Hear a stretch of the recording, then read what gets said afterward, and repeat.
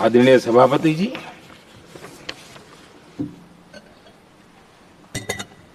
इन दिनों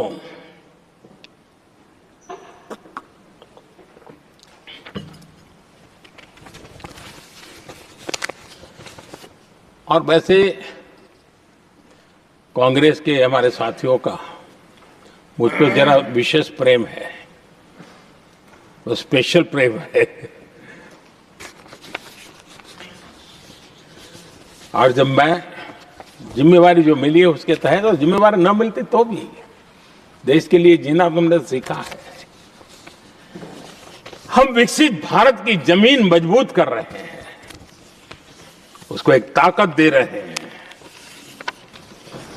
एक तरफ देश के युवाओं के लिए मजबूत जमीन तैयार कर रहा हूं, तो कांग्रेस मोदी की कब्र खोदने के कार्यक्रम करवा रही है। और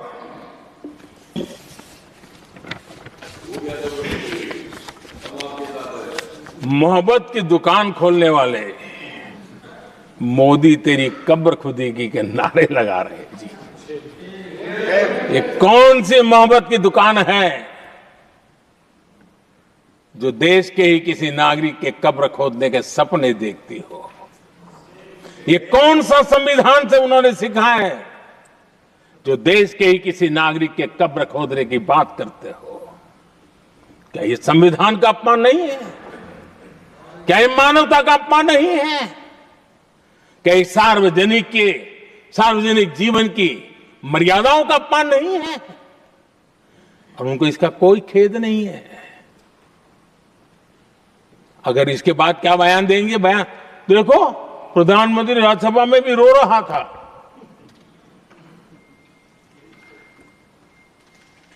किस प्रकार के संस्कार और वृत्तियों से पले बड़े लोग हैं ये। आदरणीय सभापति जी, मेरे लिए कोई अनुभव मेरा बहुत पुराना है। 2002 से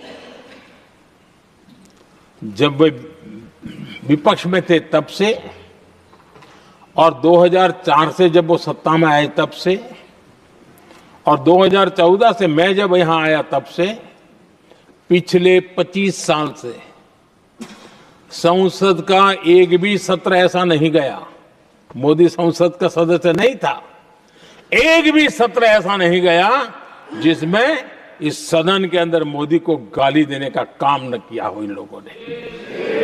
25 साल। और मुझे किसी ने पूछा था, मोदी जी आपके स्वास्थ्य का क्या राज है? मैंने कहा, मैं डेली 2 किलो गाली खाता हूं।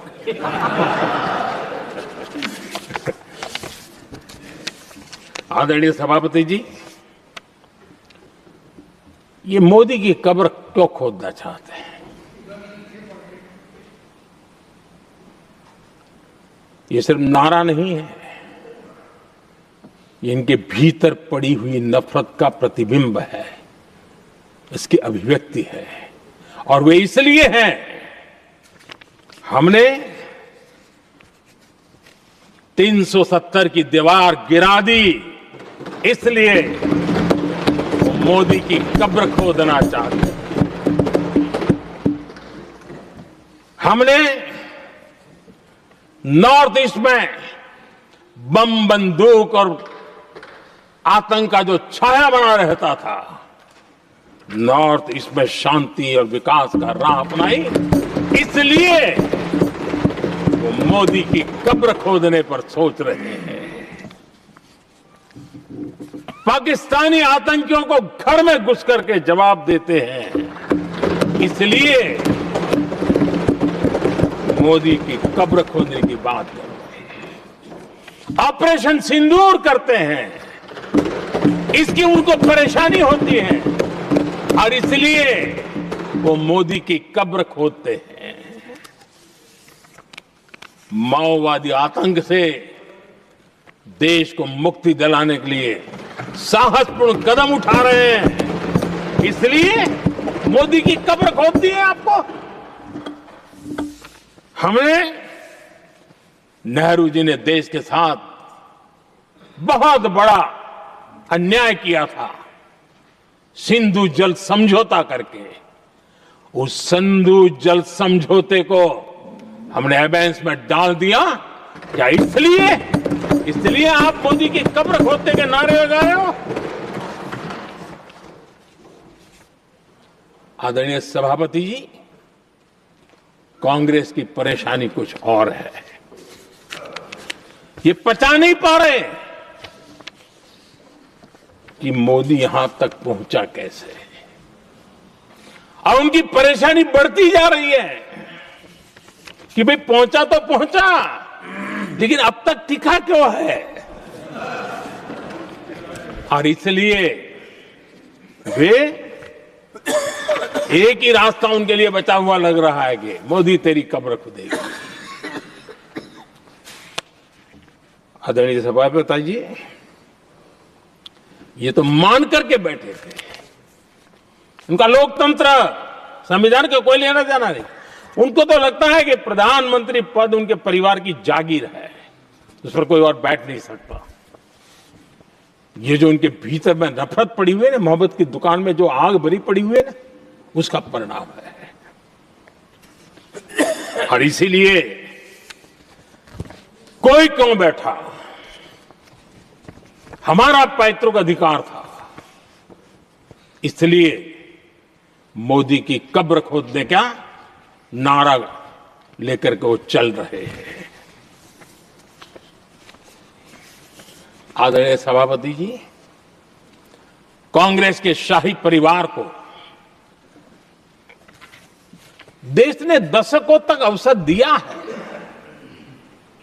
ऐसा नहीं है, देश ने आपके लिए भी अपना भविष्य दांव पे लगाया था, लेकिन आपने गरीबी हटाओ के नारे लगाए, गुमराह किया। लाल किले पर से कांग्रेस के एक भी प्रधानमंत्री के भाषण में गरीबी हटाने की बात ना आई हो, ऐसा नहीं हुआ है। लेकिन किसी भी प्रधानमंत्री ने गरीबी हटाने के लिए क्या किया, वो एक बार भी नहीं आया। और नारे से अधिक कुछ नहीं था उनका। और मोदी ने रास्ता अपनाया गरीब को एम्पावर करने का, गरीब को सशक्त करने का। और मेरे देश के गरीबों को मैं सलाम करता हूं, उन्होंने देश की योजनाओं को समझा, स्वीकारा और अपने सामर्थ्य को बढ़ाने के लिए प्रयास किया। मैं देश के गरीबों का गौरवगान करता हूं कि हमारी नीतियों पर भरोसा करके, हमारी नीयत पे भरोसा करके उन्होंने भी अपने आप को खपाने के लिए कोई कमी नहीं रखी। और 25 करोड़ मेरे गरीब परिवार के भाइयों ने गरीबी को परास्त किया और खुद गरीबी से बाहर आए हैं। मैं उनको सलाम करता हूं। मेरे 25 करोड़ देशवासी जो निराशा में पड़े हुए थे, दूर एक आशा की किरण दिखाई दी, उठ खड़े हुए और आज हमारे साथ चल पड़े। आदरणीय सभापति जी, 2014 के पहले ये इम्प्लीमेंटेशन की बातें करते थे। हमारे यहां सैकड़ों लोग रेलवे क्रॉसिंग पर मरते थे। स्कूल की बस रेलवे क्रॉसिंग से जा रही है, 20-20, 25-25 स्कूल के बच्चे मरने की खबरें आती थी।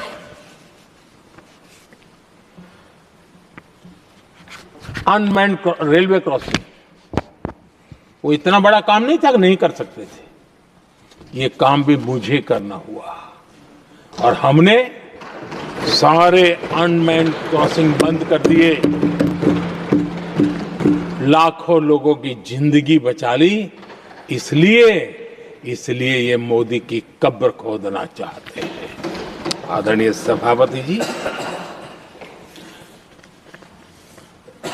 2014 से पहले इस देश में 18,000 गांव ऐसे थे जिनको बिजली का मतलब पता नहीं था। बिजली का कोई तार होता है, कोई बल्ब होता है, कोई लट्टू जलता हुआ उसमें उजाला निकलता, पता नहीं था उनको। 18,000 गांव 2014 के बाद जब आपने हमें दायित्व देशवासियों ने दिया, उन 18,000 गांव जिन्होंने कभी बिजली का मुंह तक नहीं देखा था, बिजली का शब्द भी कान पे नहीं सुना था, उन घरों में उजाला पहुंचाया। इसलिए इनको मोदी की कब्र खोदने के सिवाय अब कोई रास्ता नहीं दिख रहा है। आदरणीय सभापति जी, वो भी एक वक्त था जब देश में बार बार खबरें आती थी, मीडिया में हेडलाइन हुआ करती थी, सरहद की स्थिति के संबंध में बयान आते थे, गोला बारूद नहीं है, बुलेट प्रूफ जैकेट नहीं है, बर्फ के बीच खड़ा है, बर्फ में खड़े रहने के लिए जो जूते चाहिए वो जूते तक नहीं उसके पास, ये खबरें आती थी। हमने देश के जवानों के लिए खजाने खोल दिए, देश के जवानों को जो चाहिए वो देने की क्या पड़ेगी। और इसलिए वो चाहते कि अब तो कोई रास्ता बचा नहीं है, बस कब्र खुदेगी मोदी की, यही एक रास्ता उनके लिए बचा है। आदरणीय सभापति जी, एक बार उत्तर प्रदेश के वर्तमान मुख्यमंत्री जी ने सदन में भाषण करते करते वो रो पड़े थे। दिमागी बुखार के कारण बच्चे, अनगिनत बच्चे मर रहे थे। इनको कभी सूझा नहीं कि इस दिमागी बुखार से मुक्ति दिलाई जा सकती है।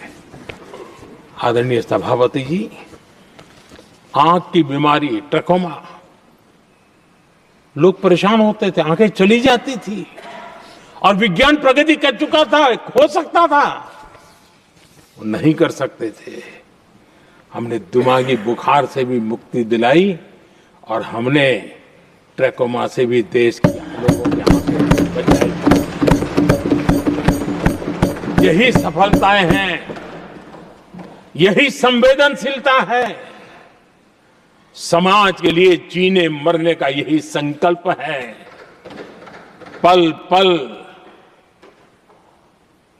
तिल तिल समाज के लिए बिताना, घिसना, झलना, वो उनको परेशान कर रहा है।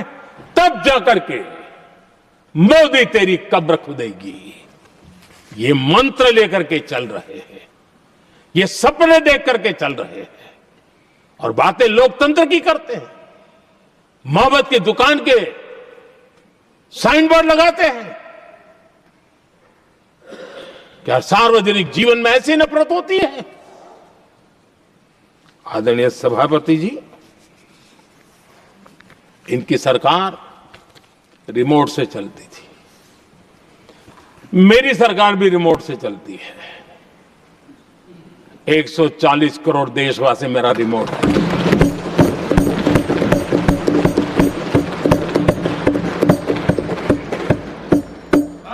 एक 140 करोड़ देशवासियों के सपने, 140 करोड़ देशवासियों की आकांक्षाएं, देश के नौजवानों के संकल्प, इनके लिए हम जीते हैं, इनके लिए सरकार चलाते हैं। सत्ता हमारे लिए सुख का रास्ता नहीं है, सत्ता हमारे लिए सेवा का माध्यम है।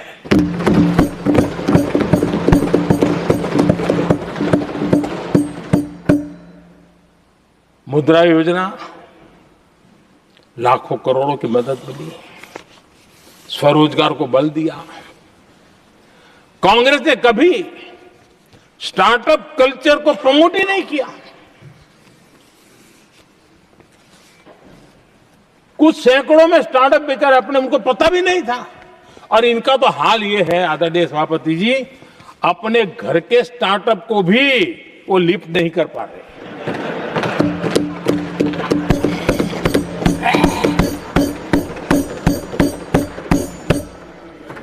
और हमारी सरकार में आज 2 लाख से ज्यादा स्टार्टअप है।